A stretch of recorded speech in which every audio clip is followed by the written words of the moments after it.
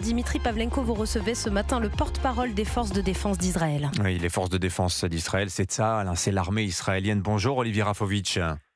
Bonjour. En direct depuis Tel Aviv, vous êtes colonel de Tsahal, rappelé ces derniers jours, expert aussi des questions de défense et de sécurité. Un mot pour commencer, Olivier Rafovitch, de ce que la presse française et même internationale appelle ce matin le martyr des kibboutz, ces villages communautaires implantés dans le sud d'Israël, le long de la frontière avec Gaza, Be'eri, Kfar Aza, il y en a d'autres, martyrisés à un point de barbarie qu'on a connu peut-être que pendant la guerre d'Algérie, Olivier Rafovitch, des bébés décapités, des femmes éventrées. L'armée israélienne a tenu à ce que la presse du monde entier voit ce que le Hamas a fait dans ces kibboutz. Écoutez, ce que vous venez de décrire est terrifiant. C'est une partie de malheureusement ce que nous avons découvert pour l'instant. Hier, nos troupes sont rentrées dans le village de Kfar Aza, qui se trouve à peu près à 2 kilomètres de la frontière avec la bande de Gaza. Et là, le spectacle qui a été découvert à nos yeux a été inimaginable. Vous l'avez vu de vos yeux, vous, Olivier Rafovitch, ce qui a été fait là-bas par le Hamas ? Moi, je n'étais pas là quand ça a été fait. J'ai vu d'autres endroits, pas celui-là hier. Mais j'ai eu ce matin un point avec des officiers qui sont avec moi dans l'unité, pas seulement de communication, mais également une unité opérationnelle. Et nous sommes face, en fait, à des choses qu'on n'a pas vues, même avec nos pires ennemis ici, depuis qu'Israël existe. Je dis bien, c'est les pires massacres qui ont été commis contre citoyens israéliens, et je dois même dire contre des juifs en tant que juifs, depuis la Seconde Guerre mondiale. C'est un tournant, vous pensez, la découverte de ces massacres, Olivier Rafovitch ?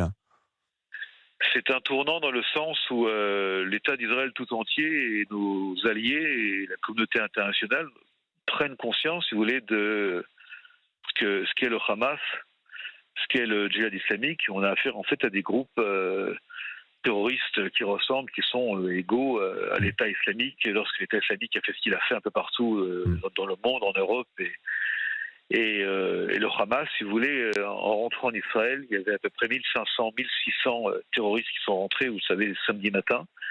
Il y a eu un effet de surprise, Oui. vous le savez, du côté israélien. Olivier Rafovitch, pardonnez-moi, juste vous interromps parce qu'on a suggéré ce qui s'est passé dans ces kibboutz, mais je pense qu'il est important que l'on dise ce qui s'est produit, parce que c'est important.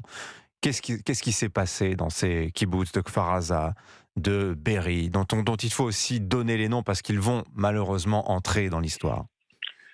Il y a d'autres noms comme Nir Oz, Nahal Oz. Ils sont rentrés dans ces villages et samedi matin, les gens dormaient, les gens étaient se reposaient, c'est le Shabbat, le week-end. C'était également la journée d'une grande fête religieuse qui s'appelle Simchat Torah, c'est la fête du bonheur de la Bible, de la Torah.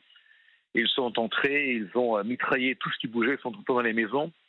Et dans le cas particulier de Kfar Aza, ils ont mis le feu aux maisons. Les gens se sont réfugiés dans ce qu'on appelle des chambres de protection, qui sont malheureusement une obligation au niveau des habitations israéliennes face aux missiles du Hamas, entre autres. Et ils ont mis le feu, les gens sont morts asphyxiés, puis brûlés vifs. Mais le pire qui s'est passé dans Kfar Aza par rapport à d'autres endroits, c'est qu'ils ont touché des maisons dans lesquelles se trouvaient des enfants, des bébés. Et les enfants ont été véritablement massacrés et certains ont été décapités. Je parle de bébés, je parle de dizaines d'enfants et de dizaines de bébés.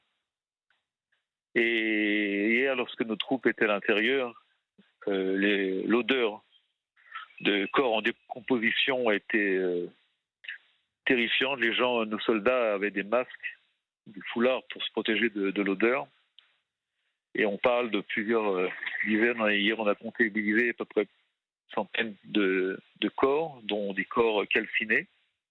Et depuis hier soir, comme vous devez le savoir, je suppose, le nombre de morts que nous avons depuis le début de l'opération est de 1200 morts et près de 3000 blessés, dont des centaines dans un état d'urgence absolue. Et c'est un bilan, quand je vous le dis maintenant, sur les ondes de la radio d'Europe 1. J'ai du mal, même moi, à m'écouter. La majorité des victimes sont très jeunes. Par exemple, dans cette fête qui a eu lieu, il y avait une rave party, je ne sais pas le mot en français, je m'excuse. Oui, c'est pareil, Olivier Rafovitch. Il y a eu une rave party, il y avait à peu près un millier de jeunes qui fêtaient justement cette fête de la Torah, cette fête estivale comme ça. Il y a eu 290 jeunes, hommes et femmes, 18 ans, 17 ans, une vingtaine d'années, qui ont été assassinés. Ils ont été pourchassés dans les champs par les terroristes à l'arme automatique. D'autres ont été poignardés. D'autres ont été également attaqués à la hache. Et il y a eu ensuite, certaines personnes ont été amenées dans la bande de Gaza, certaines qui étaient déjà mortes, qui ont été déshabillées. Je pense à cette jeune femme. Le corps a été exhibé dans les rues de Gaza sur une Jeep, sur un véhicule, un 4x4. Quelqu'un que d'ailleurs nous connaissons l'identité, a uriné sur le corps de la jeune femme. Et il y avait une espèce d'euphorie. On a les images, tout a été filmé par les terroristes. Ils ont ensuite propagé les images sur les réseaux sociaux. Merci Olivier Rafovitch. Je dois vous interrompre. Ces descriptions sont terrifiantes.